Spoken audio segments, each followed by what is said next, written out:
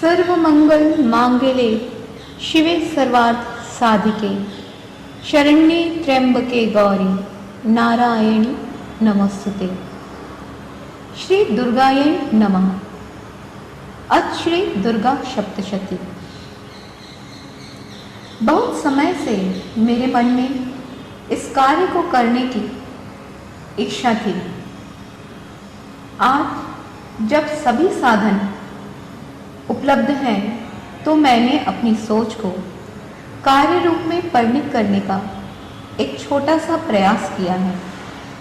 आशा करती हूँ आप सभी मिलकर मेरे इस कार्य को सफल बनाने में सहयोग प्रदान करेंगे।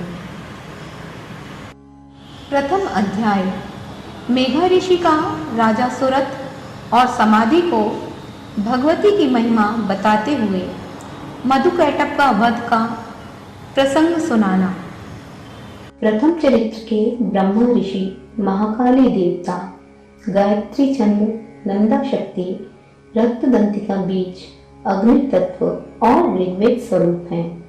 श्री महाकाली देवता की प्रसन्नता के लिए प्रथम चरित्र के जप में विनियोग किया जाता है। भगवान विष्णु के सो जाने पर मधु और कैटभ को मारने के लिए कमल जन्मा ब्रह्मा जी ने जिनका स्तवन किया था, उन महाकाली देवी का मैं सेवन करता हूँ।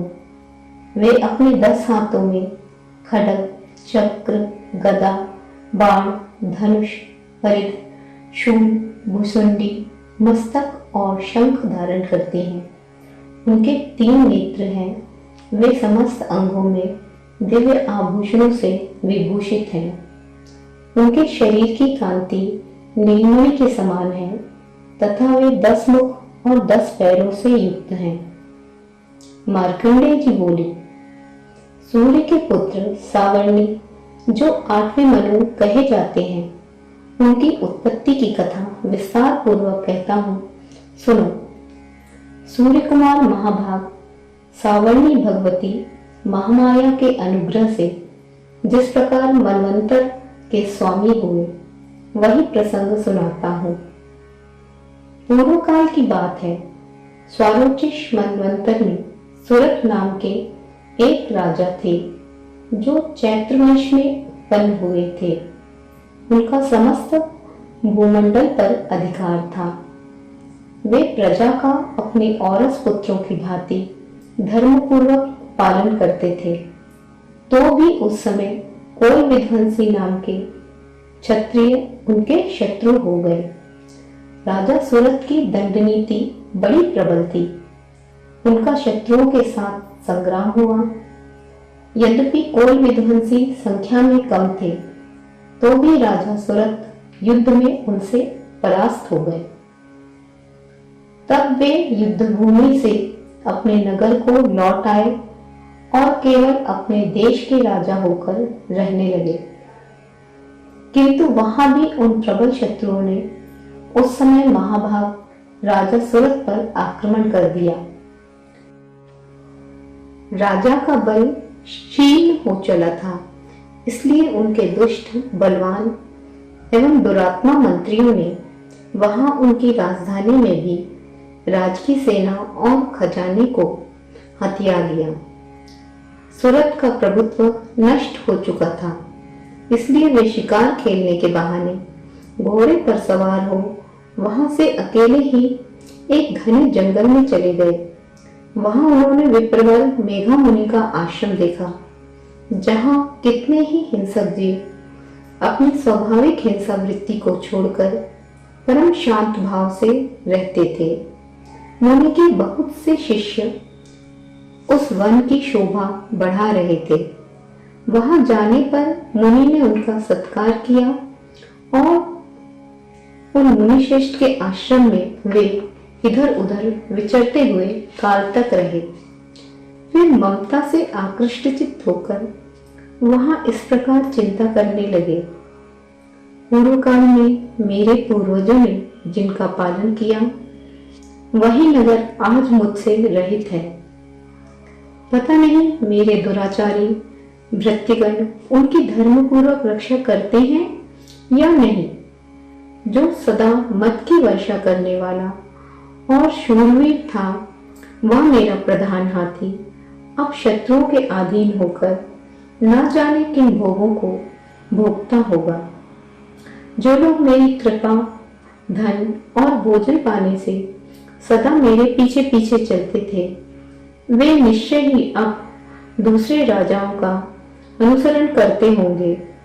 उन अप्रिय लोगों के द्वारा सदा खर्च होते रहने के कारण अत्यंत कष्ट से जमा किया हुआ मेरा ये वह खजाना खाली हो गया होगा।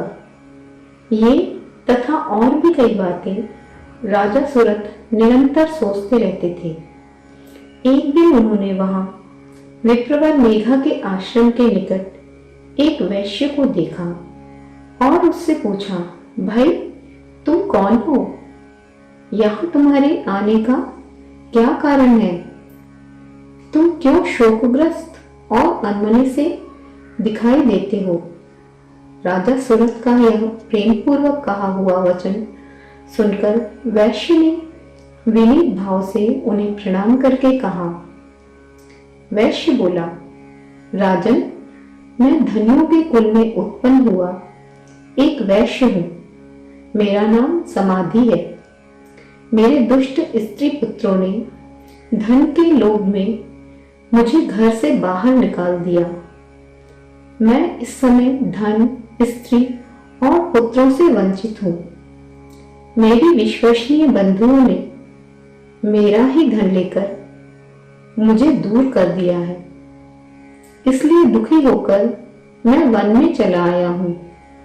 यहां रहकर मैं इस बात को नहीं जानता कि मेरे पुत्रों की, स्त्री की और स्वजनों की कुशल है या नहीं।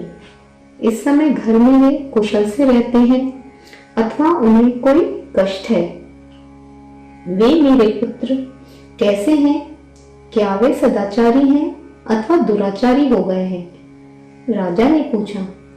जिन लोभी स्त्री पुत्र आदि ने धन के कारण तुम्हें घर से निकाल दिया, उनके प्रति तुम्हारे चित्त में इतना स्नेह का बंधन क्यों है? वैश्य बोला, आप मेरे विषय में जैसी बातें कहते हैं वह सब ठीक है, किंतु क्या करूं, मेरा मन निष्ठुरता नहीं धारण करता।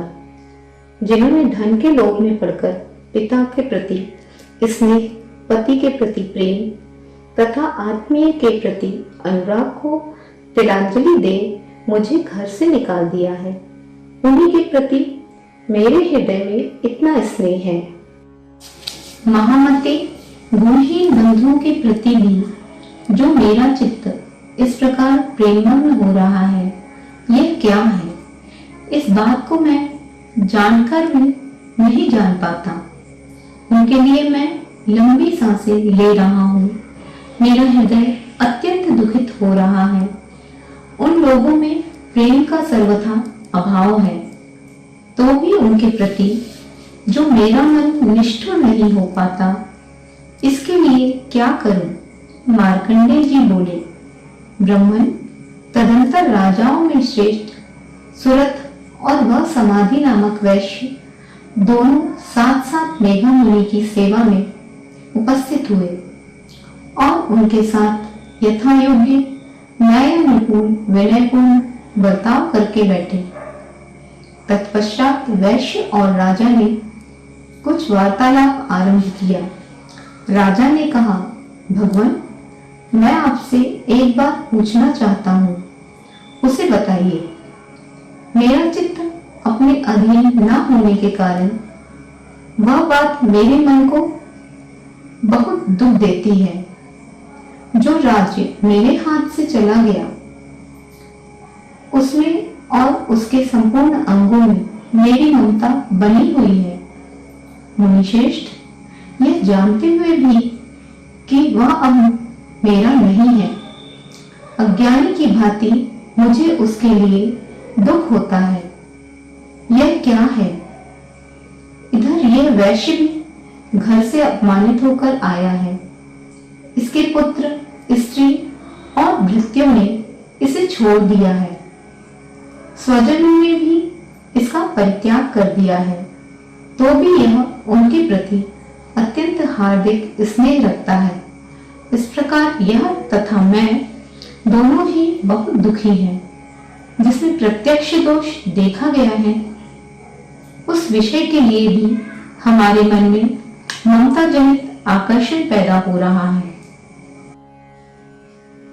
महाभाग, हम दोनों समझदार हैं, तो भी हमें जो मोह पैदा हुआ है, यह क्या है? विवेक शून्य पुरुष की भांति मुझ में और इसमें भी यह मूर्ता प्रत्यक्ष दिखाई देती है। ऋषि बोले, महाभाग, विषय मार्ग का ज्ञान सब जीवों को है। इसी प्रकार विषय भी सबके लिए अलग अलग हैं। कुछ प्राणी दिन में नहीं देखते और दूसरे रात में नहीं देखते, तथा कुछ जीव ऐसे हैं जो दिन और रात्रि में भी बराबर ही देखते हैं। यह ठीक है कि मनुष्य समझदार होते हैं, किंतु केवल वे ही ऐसे नहीं होते। पशु, पक्षी और मृग आदि सभी प्राणी समझदार होते हैं।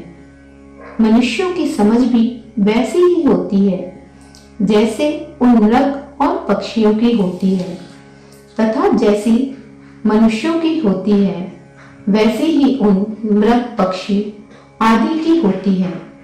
यह तथा अन्य बातें भी प्रायः दोनों में समान ही हैं। समझ होने पर भी इन पक्षियों को तो देखो, ये स्वयं भूख से पीड़ित होते हुए भी मोहवश बच्चों की चोंच में कितने चाव से अन्न के दाने डाल रहे हैं।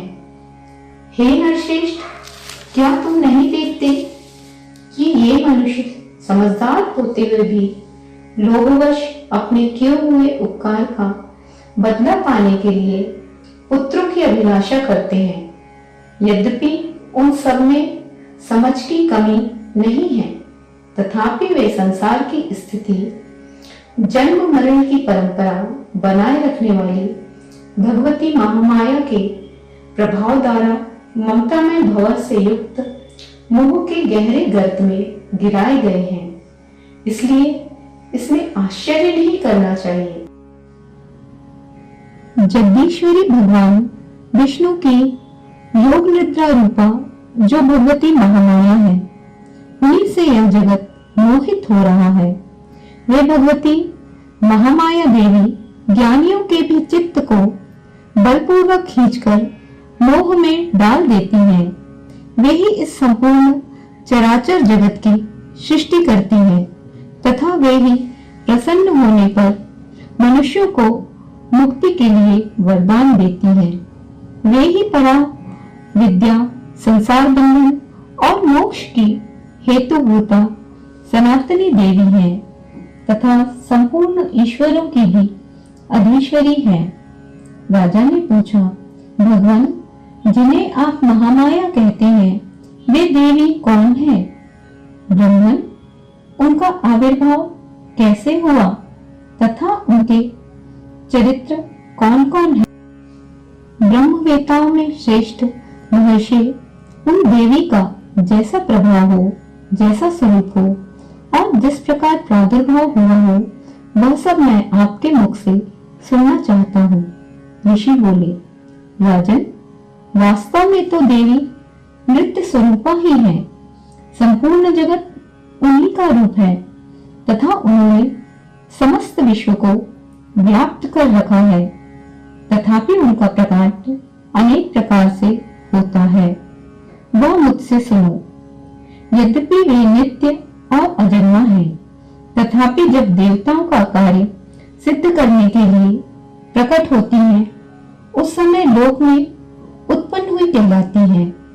कल्प के अंत में जब संपूर्ण जगत एकावर्ण में निमग्न हो रहा था और सबके प्रभु भगवान विष्णु शेषनाग की शैया बिछाकर योग निद्रा का आश्रय ले सो रहे थे, उस समय उनके कानों के मैल से दो भयंकर असुर उत्पन्न हुए, जो मधु और कैटक नाम से विख्यात थे।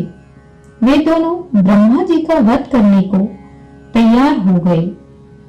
भगवान विष्णु के नाभि कमल में विराजमान प्रजापति ब्रह्मा जी ने जब उन दोनों भयानक असुरों को अपने पास आया और भगवान को सोया हुआ देखा, तब एकाग्रचित्त होकर उन्होंने भगवान विष्णु को जगाने के लिए उनके नेत्रों में निवास करने वाली योग निद्रा का स्तवन आरंभ किया, जो इस विश्व की अधीश्वरी, जगत को धारण करने वाली, संसार का पालन और संहार करने वाली तथा तेज स्वरूपा भगवान विष्णु की अनुपम शक्ति है।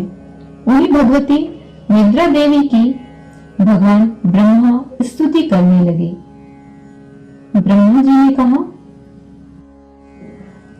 हे देवी, तुम ही स्वाहा, तुम ही स्वधा और तुम ही वक्षकार हो। स्वर भी तुम्हारे ही स्वरूप है। तुम ही जीवनदायिनी सुधा हो। नित्य अक्षर प्रणव में अकार, उकार, मकार इन तीनों मात्राओं के रूप में तुम ही स्थित हो तथा इन तीन मात्राओं के अतिरिक्त जो भी बिंदु स्वरूप नृत्य अर्धमात्रा है, जिसका विशेष रूप से उच्चारण नहीं किया जा सकता, वह भी तुम ही हो। देवी, तुम ही संध्या, सावित्री तथा परम जननी हो। देवी, तुम ही इस विश्व ब्रह्मांड को धारण करती हो। तुमसे ही इस जगत की सृष्टि होती है, तुम ही से इसका पालन होता है और सदा तुम ही कल्प के अंत में सबको अपना ग्रास बना लेती हो। जगत में देवी, इस जगत की उत्पत्ति के समय तुम सृष्टि रूपा हो, पालन काल में स्थिति रूपा हो तथा कल्पांत के समय संहार रूप धारण करने वाली हो। तुम ही महाविद्या, महामाया, महामेधा, महास्मृति, महामोह रूपा महादेवी और महासुरी हो। तुम ही तीनों गुणों को उत्पन्न करने वाली सबकी प्रकृति हो। भयंकर कालरात्रि, महारात्रि और मोहरात्रि भी तुम ही हो।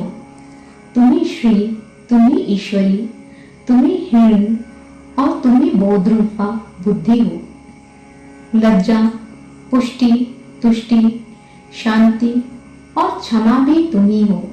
तुम खड्ग धारिणी, शूल धारिणी, घोर रूपा तथा गदा, चक्र, शंख और धनुष धारण करने वाली हो।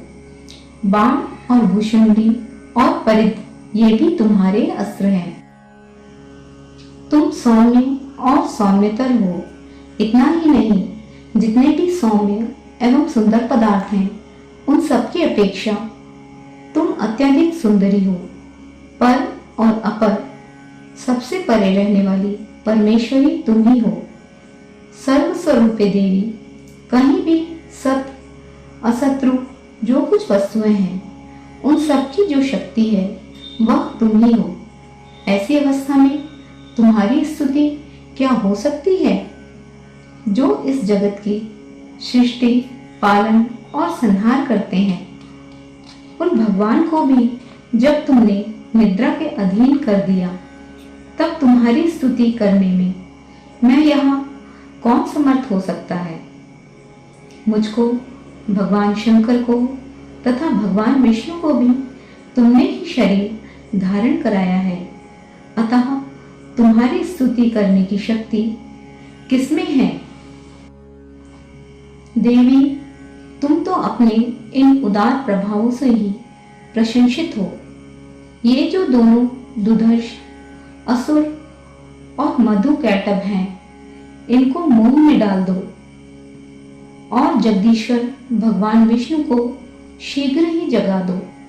साथ ही इनके भीतर इन दोनों महान असुरों को मार डालने की बुद्धि उत्पन्न कर दो। ऋषि कहते हैं, राजन, जब ब्रह्मा जी ने वहां मधु और कैटभ को मारने के उद्देश्य से भगवान विष्णु को जगाने के लिए तमोगुण की अधिष्ठात्री देवी योगनिद्रा की इस प्रकार स्तुति की, तब वे भगवान के नेत्र, मुख, नासिका, बाहु, हृदय और वक्षस्थल से निकलकर अव्यक्त जन्मा ब्रह्मा जी की दृष्टि के समक्ष खड़ी हो गई। योग निद्रा से मुक्त होने पर जगत के स्वामी भगवान जनार्दन उस एकावर्ण के जल में शेषनाग की शैया से जाग उठे। फिर उन्होंने उन दोनों असुरों को देखा। वे दुरात्मा मधु और कैटव अत्यंत बलवान और पराक्रमी थे और क्रोध से लाल आंखें किए ब्रह्मा जी को खा जाने के लिए उद्योग कर रहे थे। तब भगवान श्रीहरि ने उठकर उन दोनों के साथ 5000 वर्षों तक केवल बाहुयुद्ध किया। वे दोनों भी अत्यंत बल के कारण उन्मत्त हो रहे थे।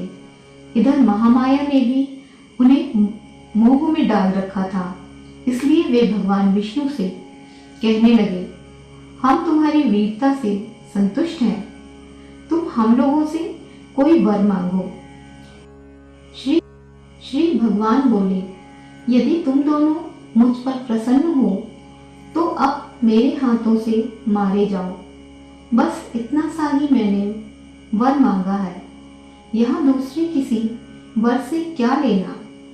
ऋषि कहते हैं, इस प्रकार धोखे में आ जाने पर जब उन्होंने संपूर्ण जगत में जल ही जल देखा, तब कमल ने भगवान से कहा, जहाँ पृथ्वी जल में डूबी हुई ना हो, जहाँ सूखा स्थान हो, वही हमारा वध करो। ऋषि कहते हैं, तब तथास्तु कहकर शंख चक्र और गदा धारण करने वाले भगवान ने उन दोनों के मस्तक अपनी जांघ पर रखकर चक्र से काट डाली। इस प्रकार ये देवी महामाया ब्रह्मा जी की स्तुति करने पर स्वयं प्रकट हुई।